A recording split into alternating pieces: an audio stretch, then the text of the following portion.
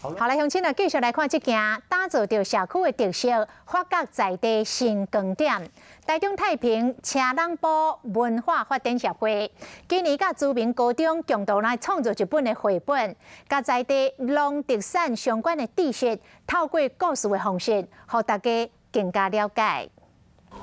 社会民众表演牵牛打金蕉，要打这金蕉去卖。车人埔地区出金蕉，为了让民众更加了解在地文化甲特色，这摆车人埔文化协会推出黄金传奇绘本。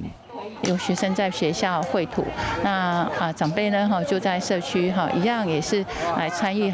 文案的整理访谈这一方面。透过绘本的话，用简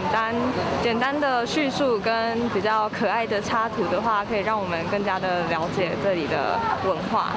知名高中学生伫讲解绘本中的创作内容甲故事。车人埔文化发展协会结合在地知名高中，和学生做参与着社区营造活动，透过学习更加了解在地文化甲农业。或者咱这有的小朋友较唔知吼，讲咱金蕉伫咱车人埔历史。虽然今年受到疫情影响，和本来想要共同画图的方式改做时代甲学生分开来创作。因为透过访问老大人甲文案的整理，同款会使画出一张精彩故事内容，并且做成电子册，希望讲互更较侪人认捌在地产业。